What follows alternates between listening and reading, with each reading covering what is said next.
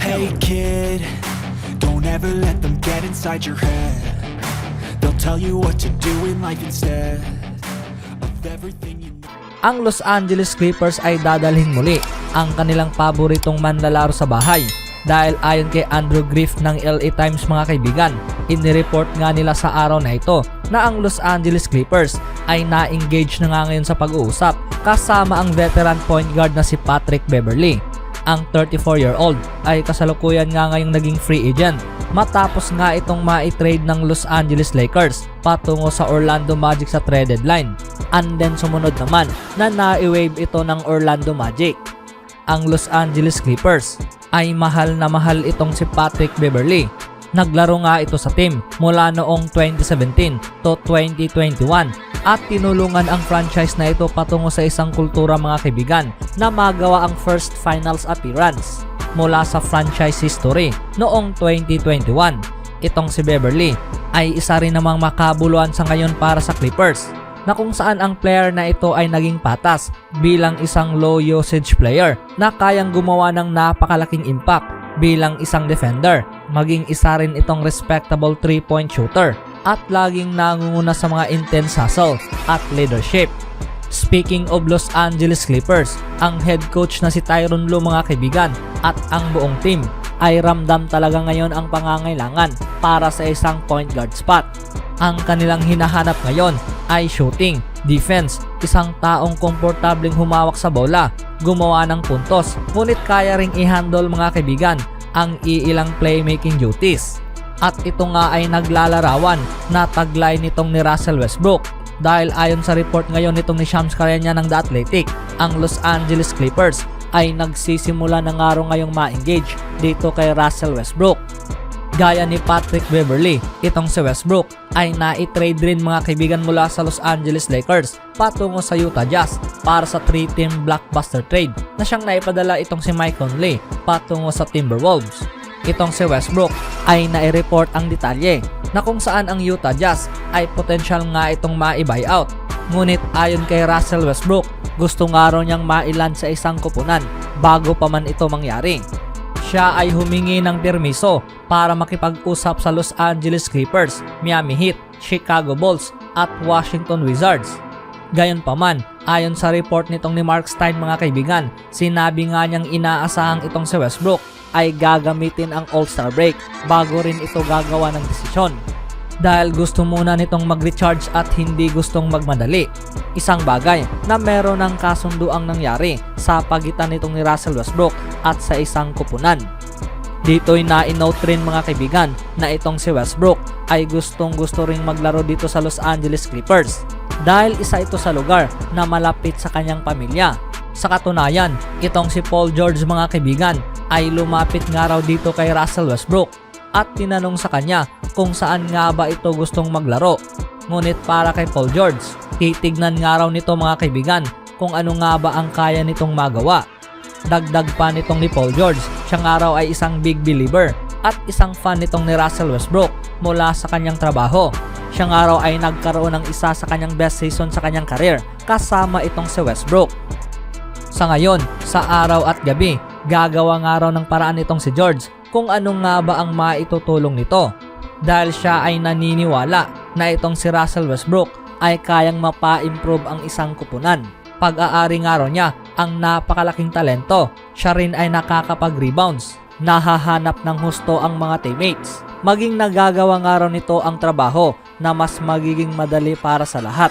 Anong masasabi nyo ngayon mga kaibigan sa sitwasyon nitong ni Patrick Beverley at Russell Westbrook?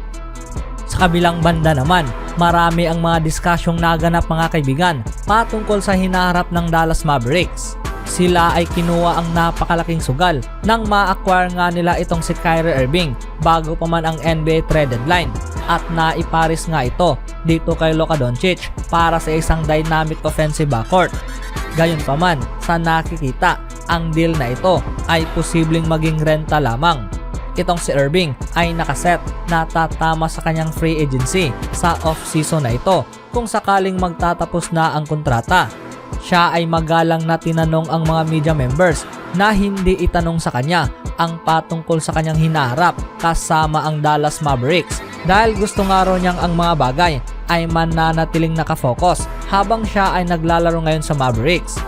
Habang itong si Kyrie at ang kanyang mga teammates mga kaibigan ay hindi man mahaharap sa mga katanungang ito patungkol sa kanyang hinaharap, hindi rin maiiwasan na ito ay mapapabilang sa hot topic sa basketball community.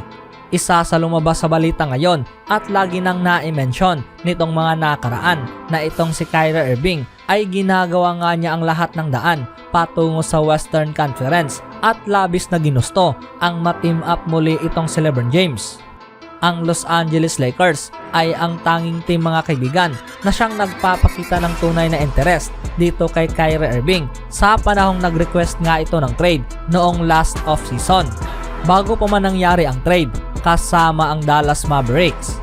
Habang ang Lakers ay mayroong napakalaking plano mga kaibigan para idagdag itong si Kyrie Irving sa lineup kasama sa duo na sina LeBron James at Anthony Davis. Ngunit ang Dallas Mavericks ngayon ay nakaset rin sa planong ito para gumawa ng big three sa kanilang sarili na ngayon pag-aari na itong si Kyrie Irving kasama itong si Doncic.